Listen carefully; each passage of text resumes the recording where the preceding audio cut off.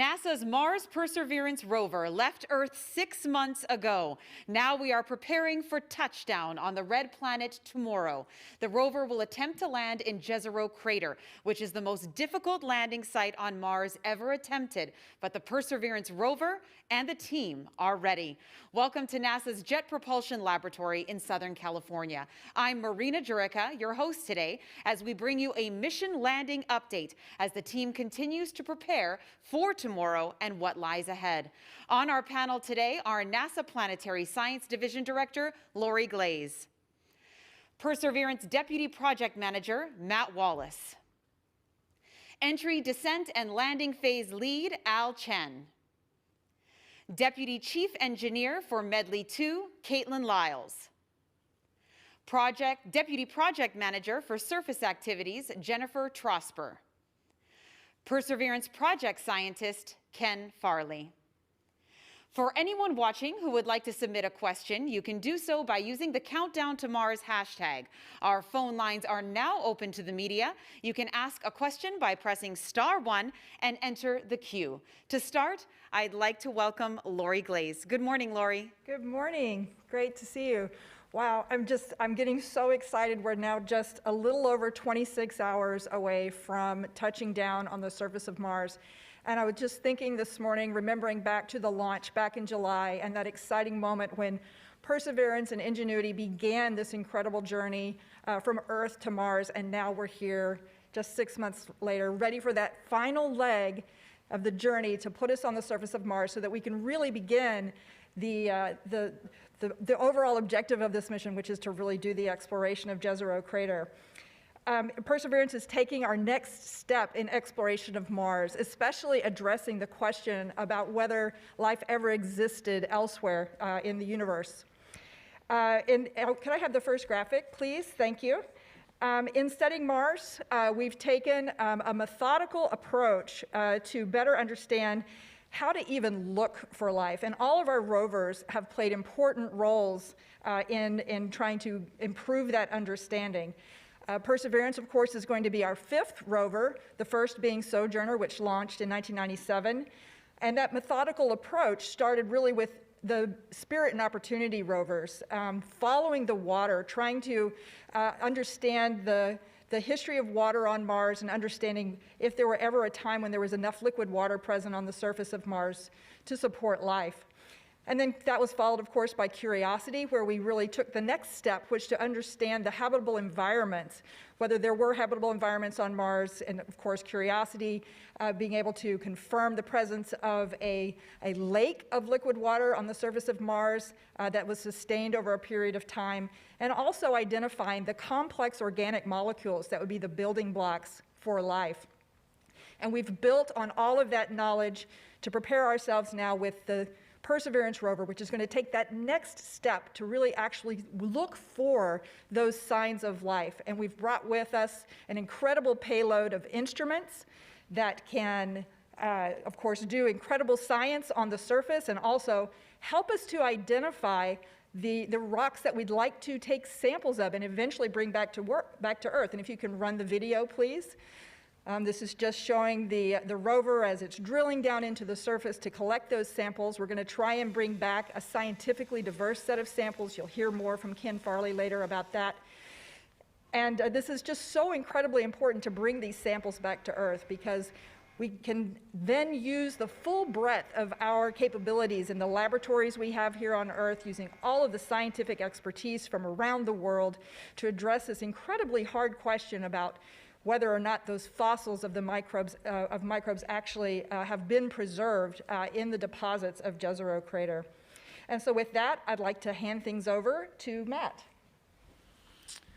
Thanks, Lori. I just want to re-emphasize something that Lori mentioned, which this is really a different rover. You saw the profiles of the previous 4 rovers. I had good fortune to work on all of those, and this one's really at the top of the food chain, I'd have to say. You know, we're carrying almost 50% more science and technology payload than Curiosity, despite the similarities in the 2 vehicles. This is really a much more capable system, and I think not only do we have the transformative science, which Lori and others are going to talk about today, but as mentioned, we have a lot of feed-forward technology on this mission, whether it's the Ingenuity helicopter or the ability to make oxygen from the CO2 atmosphere on Mars. A lot of exciting technology work that will feed into future missions, including some you'll hear about today, the Medley 2 package. Really just a great mission coming up. But before we can get that surface mission going, we have to land safely on Mars, and that is always a challenging feat for us. This is one of the most difficult maneuvers that we do in the space business. You know, almost 50% of the spacecraft that have been sent to the surface of Mars have failed. And so we know we have our work cut out for us tomorrow to get down to the surface safely at Jezero. We're going to ballistically approach that planet at about 12,000 miles an hour. And the trick we have to perform is to slow down to just a couple miles an hour so that we can gently touch the vehicle down on the surface and safely do so. That all has to happen in about 7 minutes. And it all has to happen autonomously. Perseverance really has to fight our way down to the surface on our own. It's something like a controlled disassembly of the spacecraft, and it's always something that we think a lot about, we work hard on, and we prepare for. And once we get down to the surface of Jezero, she won't necessarily find the most welcoming site we've ever been to. Jezero is a fascinating scientific location. It's got great craters, it's got rock fields, it's got sand dunes. All of those things are interesting for the science community, as you can see here in this imagery. But all those things also represent landing hazards for the spacecraft. And so we do have a new hazard avoidance capability we call terrain relative navigation, which we'll employ for the first time.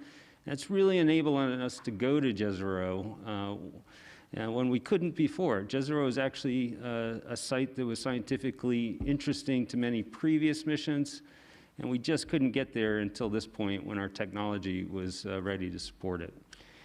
So all that's coming up. We are currently about 150,000 miles from the planet. We are picking up speed as we approach, and the gravity starts to pull us in. We have transitioned into our EDL mode of operation on the spacecraft with the command we sent last Friday called do EDL, do entry, descent, and landing. We're keeping a close eye on our navigation situation. We have to hit an entry corridor that's really just a handful of kilometers across after traveling hundreds of millions of miles to Mars. And that's always something at this point of the mission that we're keeping a close eye on. We are updating the parameters, so we're ready to land right where we want to in Jezero. Our batteries are now topped off at 100% state of charge. Our pyro systems are armed and ready to execute the deployments necessary to execute entry, descent, and landing. We have tested out our engines and our guidance sensors. They are ready to go. And really just have a few more interactions with the spacecraft, but if necessary, Perseverance could land itself already without any more help from us here on the ground. So the spacecraft is ready. I think the team is also ready.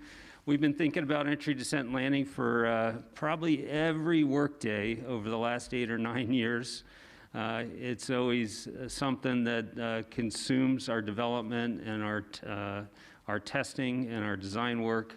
We've been practicing the entry, descent, and landing process using something we call operational readiness testing, especially over the last 6 months or so. It's going to be a little bit different this time, obviously. On previous missions, we're going to be having to deal with the same pandemic that everybody else is dealing with here. So our workplace is a little different. We've got masking requirements and social distancing requirements. Our mission support area will be a little less dense than we had before.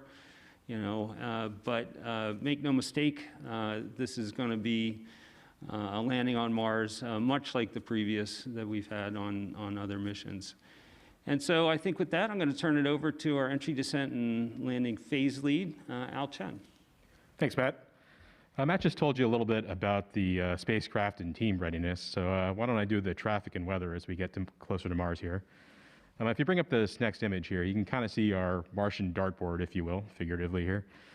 If we're inside that green box is our bullseye. That's where we want to be, and that's anywhere in that area, the entry, descent, and landing system can finish the job of getting us down to Jezero Crater. As you can kind of see from those rainbows of little ellipses there at the top of the box, we are comfortably inside that box right now. So we think that the landing system can finish the job from here. So we have hit that bullseye. That's pretty incredible considering our last maneuver was back in December. If we move on to the weather, I guess we just entered spring in the northern hemisphere, which is actually the beginning of the Martian New Year. So I guess a happy belated New Year, Martian New Year to those of you who celebrate. But the weather conditions look pretty favorable for us right now. As you can see from this image, the conditions are seasonal. There are some clouds that are out there and some polar cap edge storms, but nothing near our Jezero landing site that's over there in the white. The skies look very clear and good for landing tomorrow. But even with clear skies, landing is the most critical and dangerous part of the mission. We just can't guarantee success. So let me walk you through the critical events of EDL, all of which need to happen without any help from us here on Earth. Perseverance will have to do this all on our own. So before we get to the top of the atmosphere, we separate the cruise stage that's helped us all the way through the 6 or 7 months since launch. We'll hit the atmosphere going at about 12,000 miles per hour and use that atmosphere to really slow down. We'll have to survive the intense heating and G's, the deceleration that come with that, but also steer our way to the target as we use thrusters on the back of the vehicle to steer our vehicle all the way toward the target. Once we slow down to supersonic speeds, going about 1,000 miles an hour or so, Perseverance will deploy a large 70-foot diameter parachute while still traveling almost twice the speed of sound. So that'll slow the spacecraft down even further. While still slowing down on that parachute, Perseverance will need to figure out where she is. So she'll separate that heat shield. That's kind of like the lens cap for us, but that heat shield protected us through entry. And it'll get a good look at the ground using the radar system to figure out how high we are and how fast we're going. And then also a new system that we call terrain relative navigation that gives our vehicle eyes and the ability to really see where she's going and figure out where she is. But even when the parachute's done working, done slowing us down, Perseverance will still be going about 160 miles an hour down. And that's too fast to land. So at that point, we'll drop out of the back shell, fire up engines, those engines that are on the descent stage, that's the rocket-powered jetpack that's holding onto the rover, and fly to a nearby safe spot using that terrain relative navigation system to target a nice safe spot. Once we're about 70 feet above the ground, we'll start the sky crane maneuver. And that's where we separate the rover below that rocket-powered jetpack, deploy those wheels of the landing gear, and put her down safely at a little less than 2 miles an hour. Once that's over, the descent stage will fly away to a safe distance.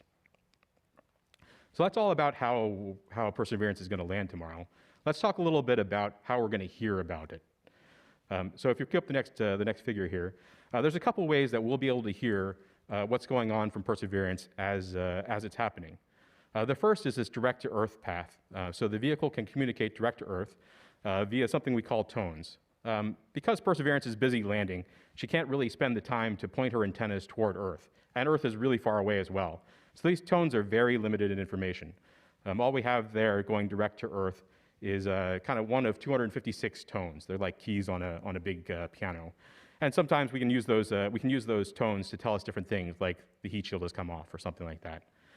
Unfortunately, once we get down to about backshell separation, Earth will set below the horizon for Perseverance, so the tones will end. But that'll take us all the way from from cruise stage separation all the way down to backshell separation or so. Next, we have a second path that's through the Mars Reconnaissance Orbiter. We've developed a new system a new set of software on the Mars Reconnaissance Orbiter to allow us to relay data as it's coming from the vehicle, so all the way up from Perseverance while she's landing, up through MRO, and then down all the way to Earth. That gives us about 8 kilobits per second of data. That's kind of like half the speed of old school dial-up, if you remember that. But that'll allow us to see a lot of different things, like what the vehicle is doing, if you cue up the next little video here, We'll be able to show you what's going on in real time and show ourselves as well. We'll be able to see what mode we're in, where we think Perseverance is looking, how fast we're going, and how high we are above the ground, even an estimate of how much fuel we have left as well. So we hope to use that to assess what's going on and to show everybody else what's going on as it's happening. There's also another path that we get data from another orbiter that's going overhead, the MAVEN orbiter, but that data won't be available until several hours after landing. So I just want to be clear that with all these different communications paths to get data back down to Earth about how entry, descent, and landing is happening, none of them are required for landing. Perseverance will try to land herself no matter what, even if we don't get any of that data tomorrow as it's happening or afterward. The vehicle is programmed to try to finish the job on her own. One of the things that we will get actually as part of the communication stream that we're sending back is information about the intense aerodynamic forces and heating that are happening to the vehicle. And that'll be from sensors on the Medley Tues system that Caitlin will talk about next.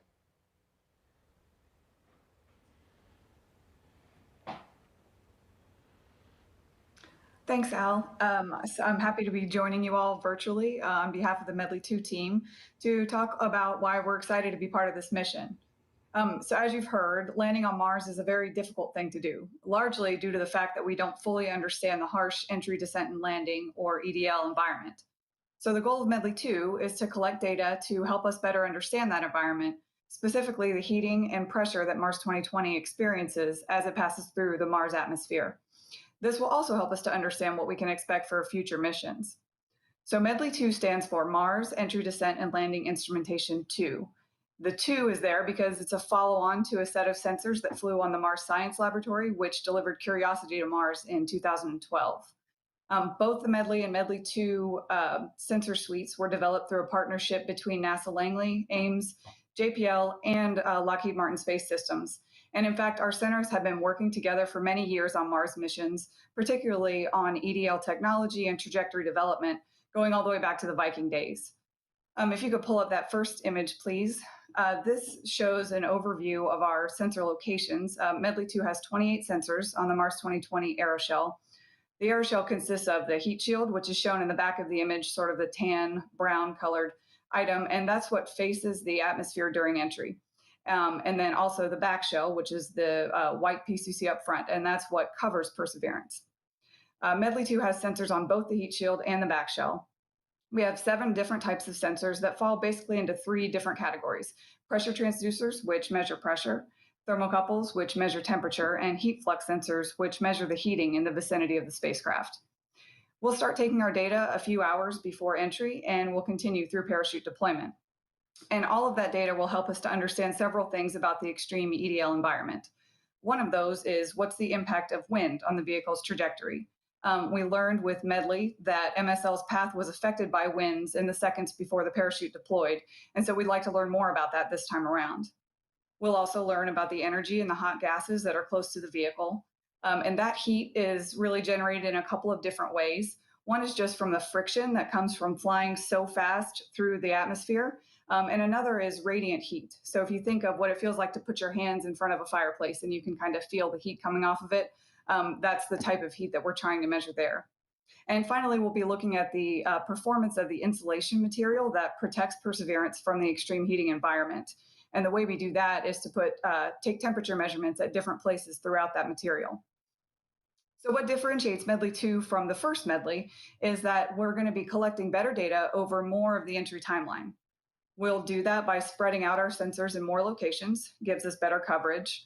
And we're also measuring 3 different pressure ranges this time, whereas we only had 1 on Medley. We also have heat flux sensors, which actually touch the atmosphere. So rather than sitting below the surface of the material, these are actually right out there on the surface of the vehicle, touching the atmosphere, and that gives us more accurate measurements. And all of that allows us to seek answers to questions that were raised by Medley and to explore areas that we couldn't address last time. And when we combine the data of Medley 2 with the first Medley, we're going to be able to really improve designs for future entry systems, both for robotic and for human missions. And the way it'll do that is to help us to improve the computer codes we use to predict the environments. Because the Mars atmosphere is so different from Earth's, it's very difficult to test for Mars entry conditions here.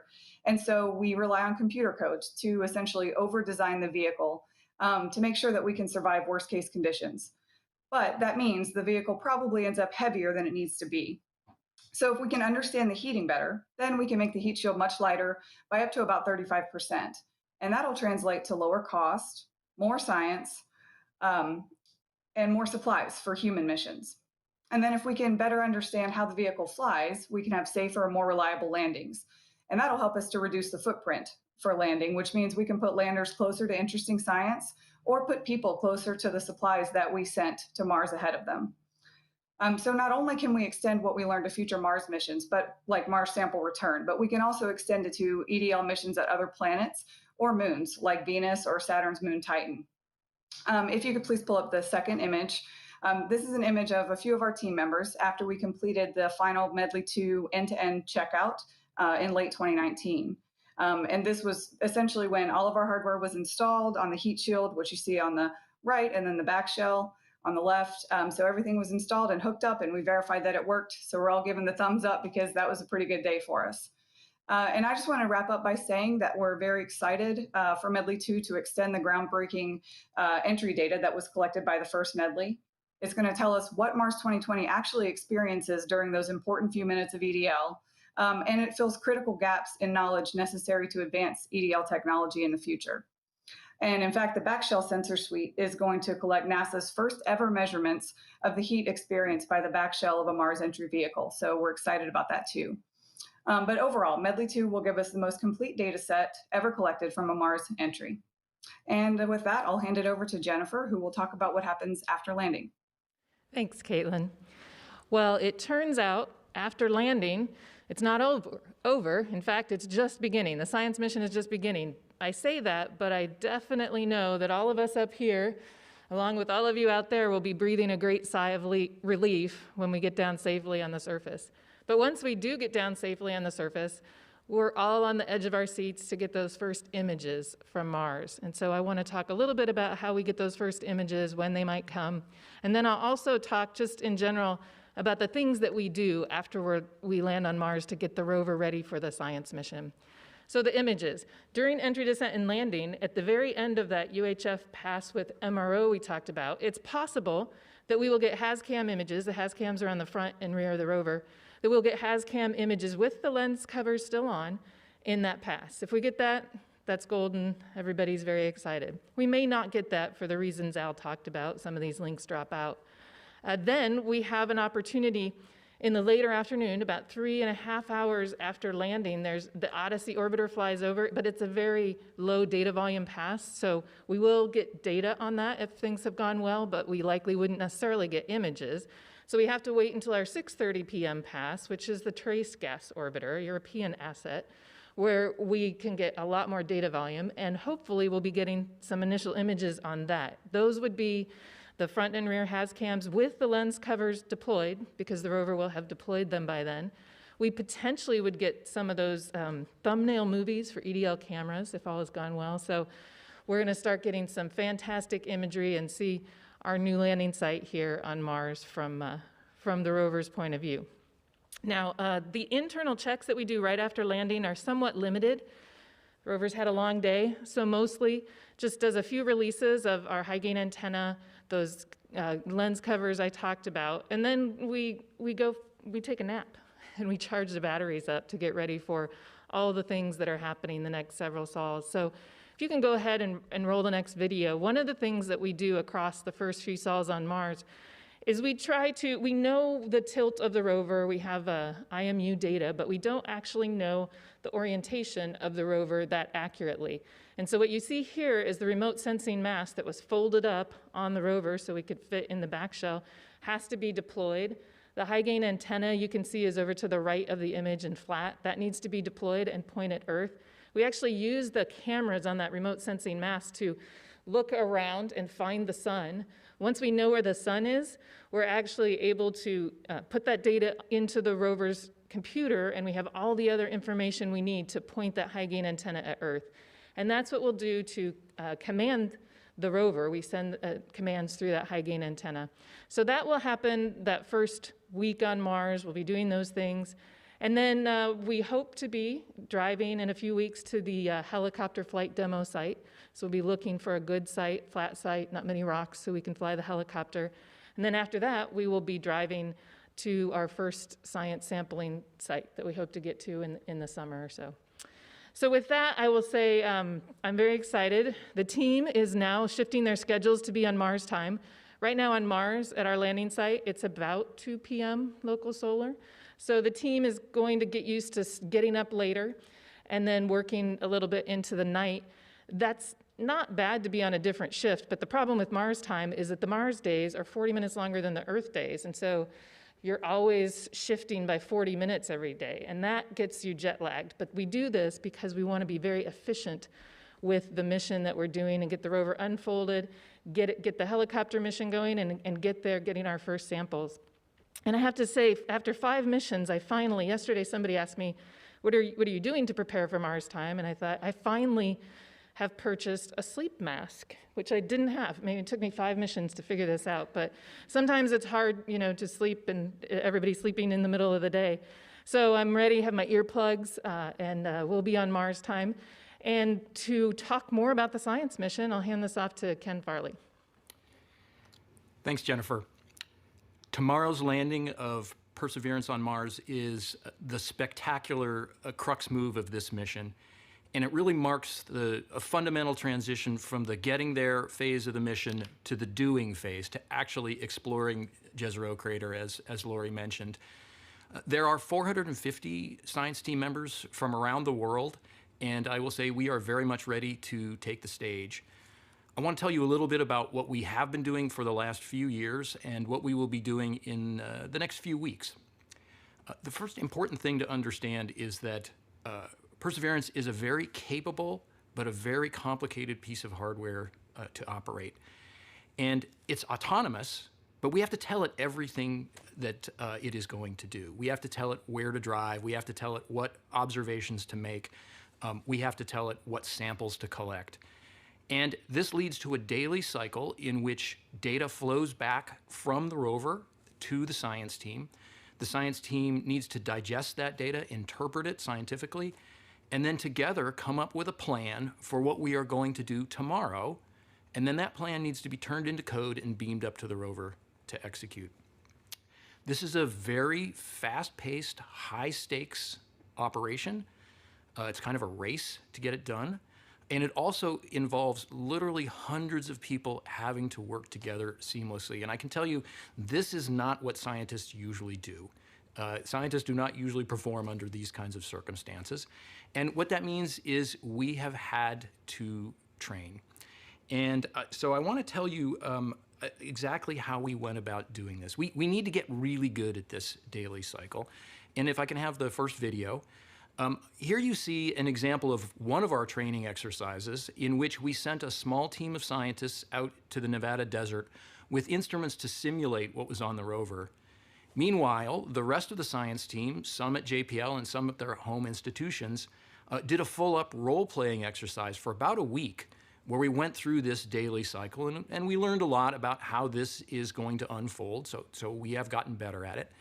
And through this kind of exercise and a variety of other kinds of training exercises, we've really sharpened our skills. And one special skill we've had to pay attention to, and it's different than ever before, is the science team is not going to be shoulder to shoulder doing this. For the foreseeable future, we are going to be operating remotely. So literally, the science mission is going to be executed from people's living rooms and bedrooms all around the country and all around the world. It's spectacular that we are able to do that. It's a big challenge, and I think we are ready to do that. Immediately after we land, Jennifer has told you a little bit about what's going to happen. We are going to get some images, and those images will be enormously important for the science team. We have a lot of orbital data, pictures taken from orbiters, but there's nothing like actually seeing images on the ground to get kind of situational awareness. And for a geologist, that is very important. The first few minutes on the field site when you can look around is enormously enlightening. So we'll use that kind of information, the images we get, as well as a little bit of initial exploration, to decide what to do. And if I could have the next image. We are very likely to move towards one of several pathways that we have already identified from orbit, one of which you can see here, the green line snaking across the delta.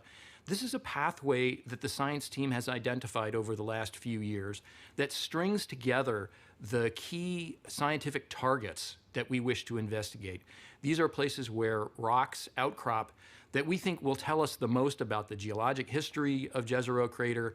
They are the places where we think there may be evidence for past life on Mars, where we might find biosignatures, and places where we are likely to collect samples. So getting onto that trajectory will be something that we do very early in the mission. So I can tell you that the science team is very excited for this transition, and I personally am extremely excited for those first images that are going to come back. They will be fabulous from a scientific point of view, and also as a huge milestone after so many years of effort in this mission. And now I will turn it back to Marina to handle questions. Thank you so much, Ken, and thank you so much to all our panelist presenters. We are now ready to take media questions. Remember to press *1 to get put in the queue, and please direct your questions to one of the panelists. We're also taking questions through the Countdown to Mars hashtag. Our first question comes from Chelsea Goad from space.com. Good morning, Chelsea.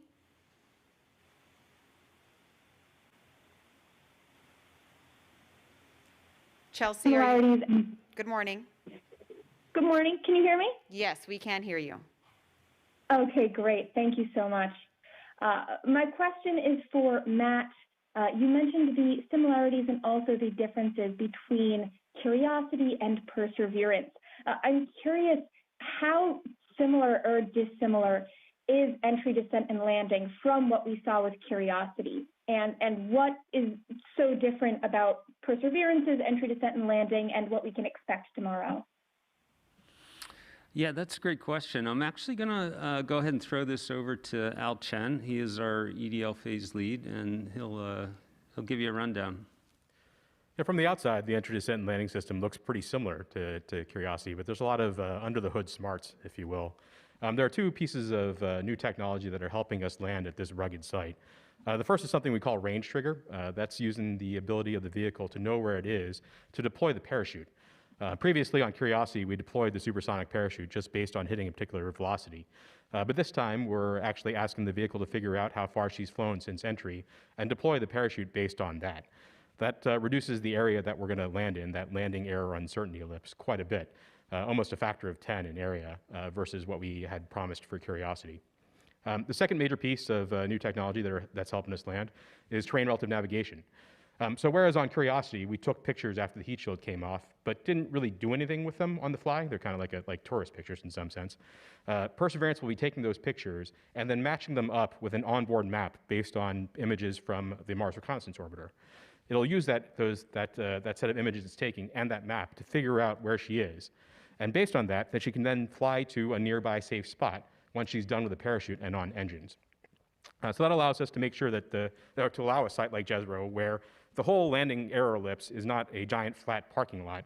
It's full of the stuff that the scientists want to see, but the stuff that I don't want to land on. So that allows us to find little kind of small parking lots amongst those. So those are really pretty key technologies to helping us land. There are also a couple of new systems on board as well to help us understand what it's like to land. The first is that Medley 2 system. That's an upgrade of the Medley system that was on Curiosity. And the second is an EDL camera system that will also have a microphone. So we'll have a lot of new imagery and high-resolution imagery and high frame rate video of what it's like to actually land on Mars. So I'm really excited to hear and see what landing on Mars is really like. Absolutely. I'll just add two more comments, which is there's a couple pieces of hardware which we've improved since Curiosity, and I'll just make mention of them. One is the heat shield. We found in our static testing of the heat shield that there were some strength vulnerabilities there, and so we improved not only the design but the manufacturing techniques for that heat shield. The other significant one is the parachute, this big 70-foot supersonic parachute.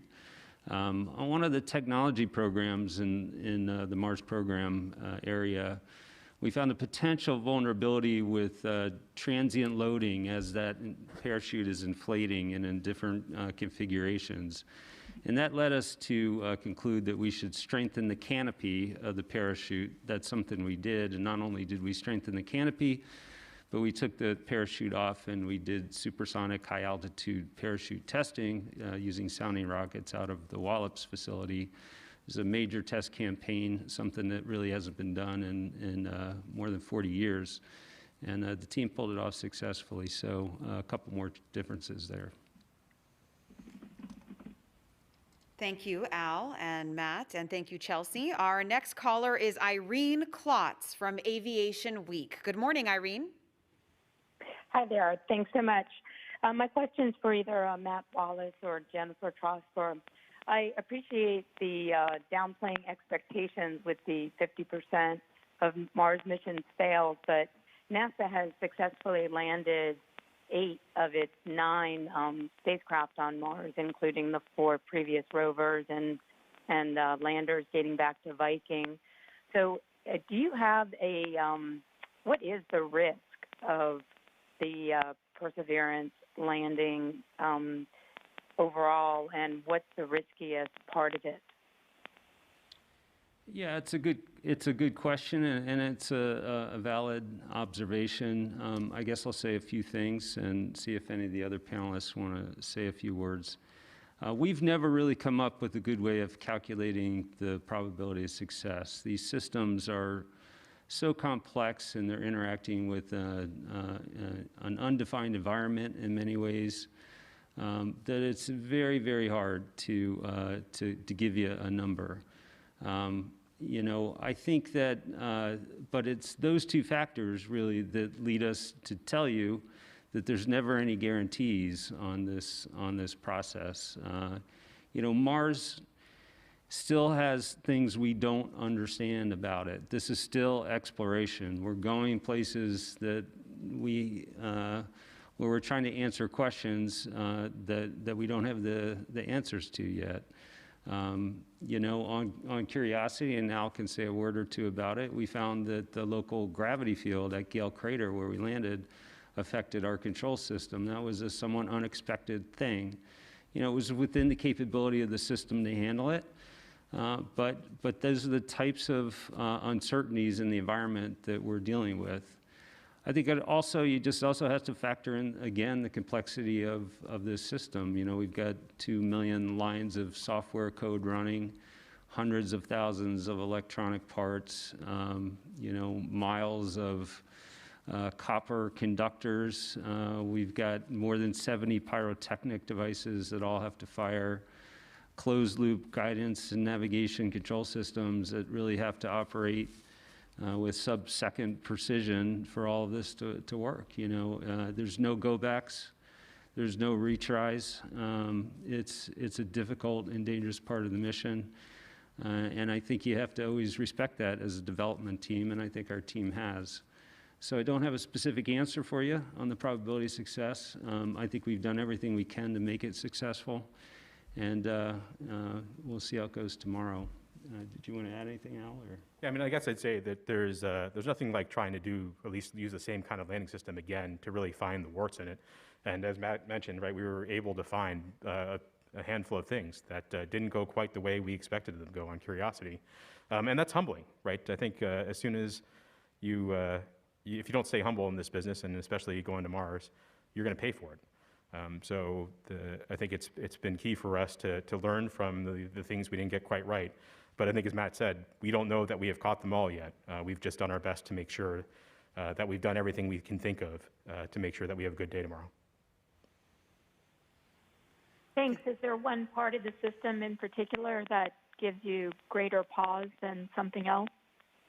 Am I supposed to pick a favorite child now? No, you're supposed to pick your least favorite child. You know, I think it's hard to point to. I mean, I think that part of it is just the overall complexity, right? Everything that has to happen. Obviously, there's a lot of concentrated risk in that supersonic parachute opening. You know, that it's a very big parachute, right? That's the size of a Little League infield in size. And it snaps open in about 0.6 seconds while going almost Mach 2.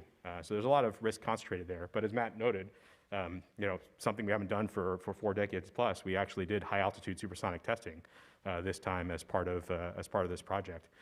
So we have perhaps a little bit more confidence that this is going to work. Thanks very much. Thank you, Irene, and thank you to Matt and Al. Our third call is from Marcia Dunn with the Associated Press. Good morning, Marcia. Yes, hello. This question is for Ken. I enjoyed seeing your roadmap with the squiggly line. Is that for all 2 years of operations?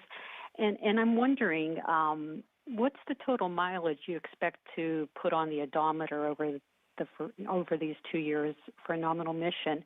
And when do you expect to actually drill for the first time to collect a sample in the tubes? When might that be happening? Thank you. Yeah, the traverse that I showed there is for an extended period of time. We expect that we might traverse up to about 10 miles in the prime mission, the 2 Earth years, 1 Mars year. And we expect that sometime in the summer we'll be ready to take our first sample.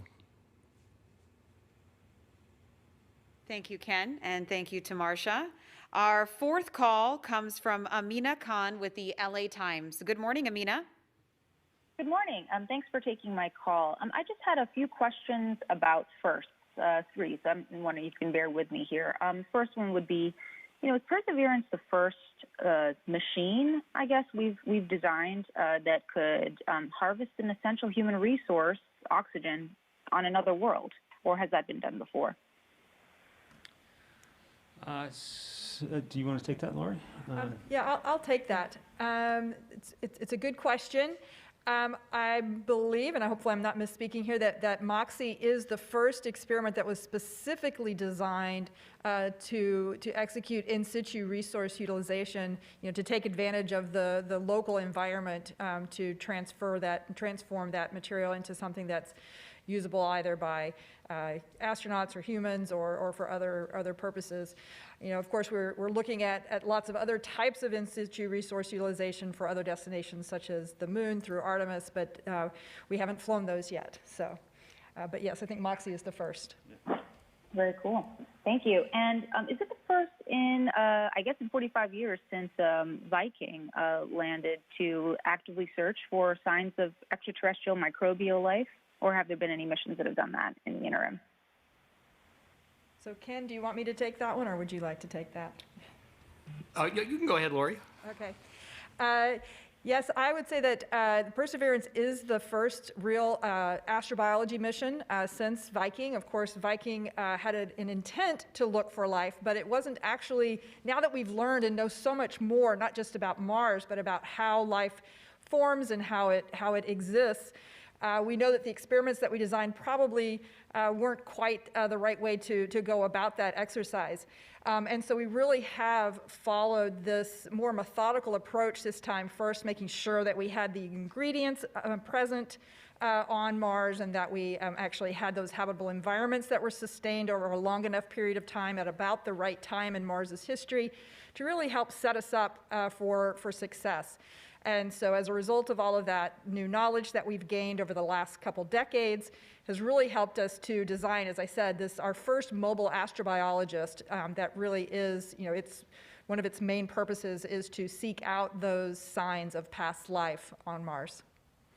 Thanks. And when it comes to ingenuity, is it fair to call it basically the Sojourner of flying planetary drones, in that this is basically here to prove that you can fly, and in the future we might expect more flying planetary explorers with more science capabilities on board?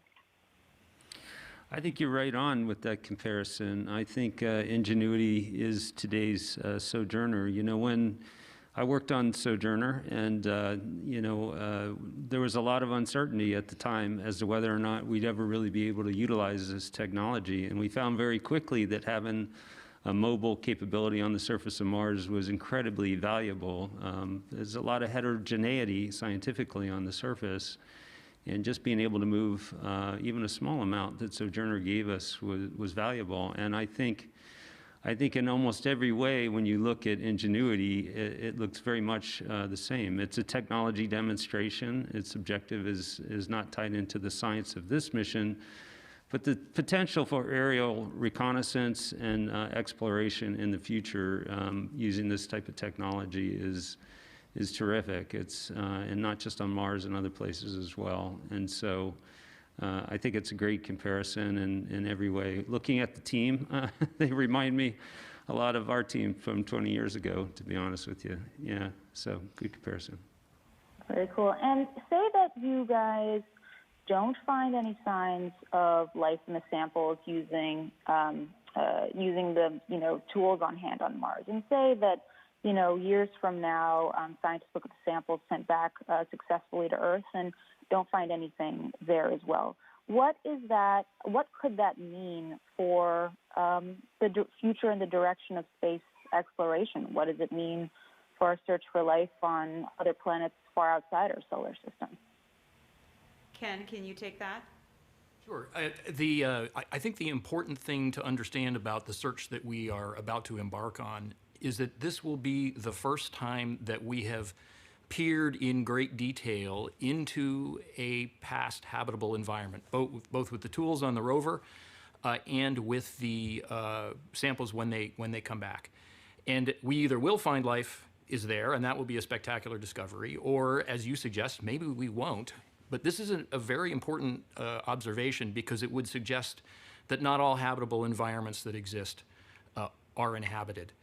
And I think what that would mean is that we would need to look elsewhere. It isn't going to be a slam dunk. We can't just assume that everywhere that is habitable has had life originate and thrive in it.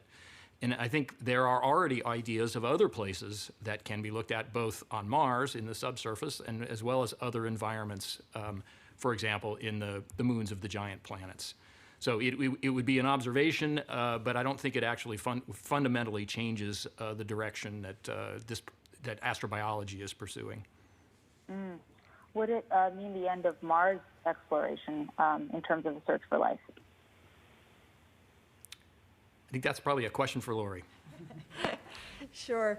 And I'll go out and speculate slightly to say that I don't necessarily think it will be the end of exploration or the end of exploration on Mars and looking for life on Mars. What I think is the most likely outcome would be, if we don't actually get confirmation of past life, would be an inconclusive result, which would mean we still need to keep looking and look harder, maybe in other places. But again, if we are able to even conclusively determine that there's no longer life, there is still incredible science to be done at Mars. Mars has so much to tell us about the early history of the solar system, of the formation of the planets, and of the evolution of the rocky planets. Being able to have Mars in our kind of nursery of planets here in the solar system is a fantastic laboratory to really understand the diversity of planets and the diversity of geologic and climate evolution. So absolutely an incredibly compelling destination for many decades to come. Thank you so much. I really appreciate it.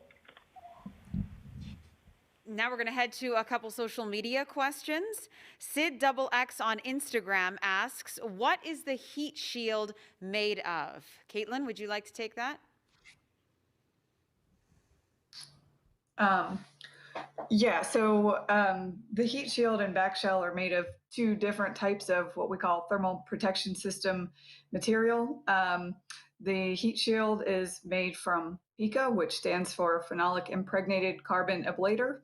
And I won't go into a whole lot more detail than that, but it's a complex combination of different materials that have, there's a whole lot of work that goes into developing these thermal protection system or TPS materials, a lot of testing, a lot of trying different things to determine what will work. And so PICA is on the heat shield, and then super lightweight ablator or SLA is the back shell.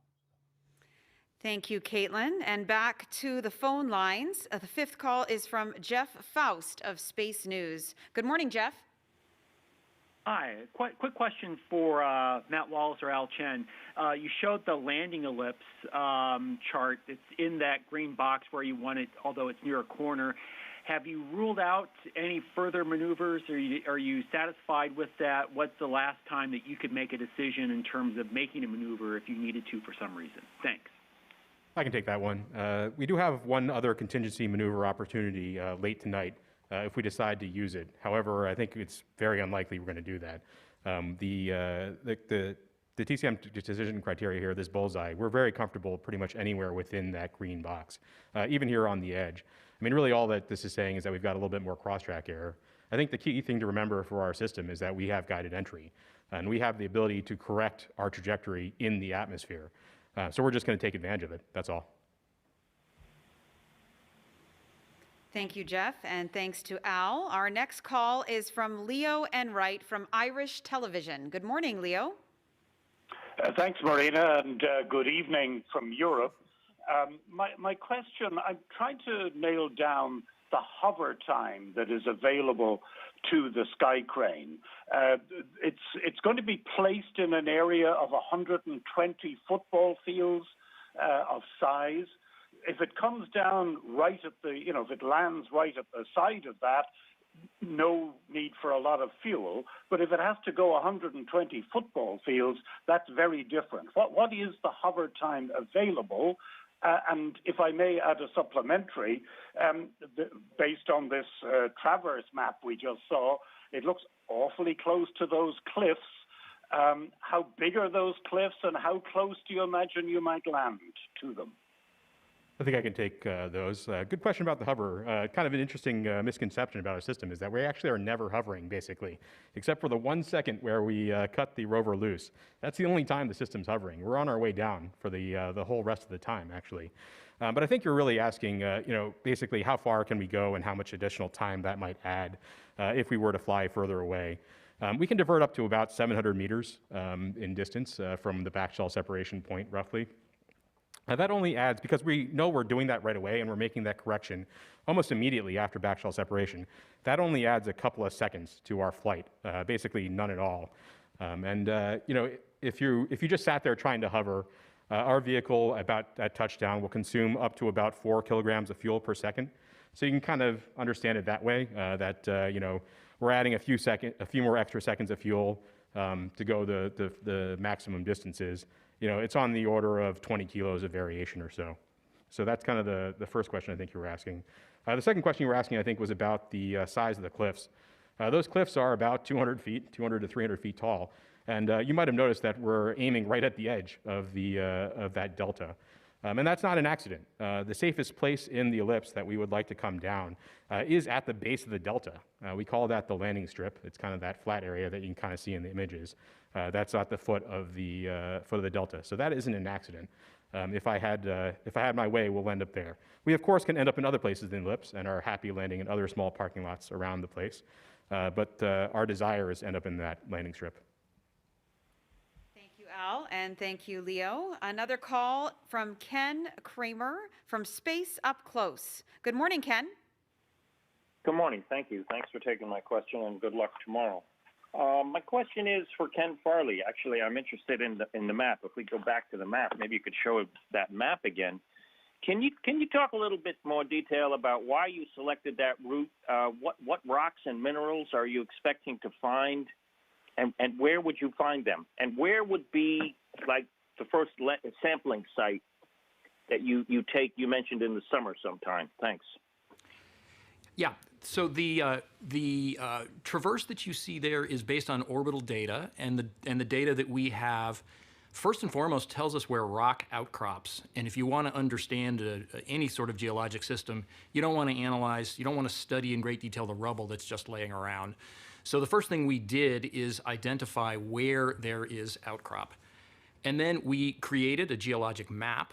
It tells us how rock units relate to each other. And from that, we were able to raise certain kinds of questions, like, is this rock older than this rock, or is this rock younger than this other rock? And so these become hypotheses that we wish to test at each of these locations. So that's one whole set of criteria for where we're going to go, is where there is outcrop that can tell us something important. And then a whole other set of criteria have to do with the goals of the mission, in particular, this seeking biosignatures. So we want a place that is both a record of a past habitable environment. For example, mud deposited in the bottom of a lake. That is a wonderful place to look. So we prioritize targets like that. And also, we prioritize targets that could tell us things when samples come back to Earth that we simply cannot answer with the rover. And as an example, we have tentatively identified places where there are volcanic rocks. Volcanic rocks would be spectacular to bring back because then we can date them quantitatively and understand how to pin this entire geologic record into geologic time. So that's how we put the traverse together. It is just an idea, and we are certainly going to divert from it in either large or small ways as we move along and discover new things. And then I think the other question you asked is what would be the most likely first target? That's going to depend a lot on where we land. But if, as Al said, we land right in front of the delta, I would, thumbs up, Al. We are super excited about that because the delta is what brought us to this location in the first place. Spectacular piece of geology. And I think we would very likely look at the base of the delta where there is mud that was deposited billions of years ago. And this is, as I just said, a wonderful place to look for biosignatures. And so I think there's a high probability that that will be, if not the first place, amongst the first places that we will take a sample. Thank you so much for that, Ken. We unfortunately can't answer all the media questions on air. For those of you with additional questions, please call JPL's Digital News and Media Office. We'll also continue to answer social media questions online. Thank you for your questions, and thank you so much for our panelists joining us today. To celebrate Perseverance's Red Planet landing, cities around the country are lighting the town red. Here's a great look from New York yesterday. The Empire State Building lit up its tower for the Red Planet. Later today, here in Los Angeles, the pylons at LAX will be turning red, and several buildings along the Chicago skyline, including the Adler Planetarium, will also be joining in, so stay tuned today at 12 p.m. Pacific Standard Time as our next briefing will dive into the search for signs of ancient life on Mars and in samples we will be bringing back to Earth. Perseverance is set to land on Mars tomorrow, with commentary beginning at 11:15 a.m. Pacific Standard Time, 2:15 p.m. Eastern Standard Time, and we are offering lots of ways to ride along with us. To join the virtual NASA social and virtual guest events, register for the Mission to Mars Student Challenge and live stream the Mars landing. Visit go.nasa.gov/Mars 2020 Toolkit. For those of you interested in a deeper dive, we have a new press kit available online too, with lots of information and graphics describing the rover and its mission. There you'll also have a chance to sign up and send your name to Mars on NASA's next flight to the Red Planet and put yourself right into the action with our Perseverance photo booth. You can pose next to the rover, place yourself in our mission control, and even see what you might look like taking a selfie on the Red Planet. Again, it's all available at go.nasa.gov/Mars 2020 Toolkit. If you're on social media, join the conversation with the mission on Facebook and Twitter. Follow at NASA Persevere and use the hashtag #CountdownToMars. Thank you again for joining us today and watching, and go Perseverance!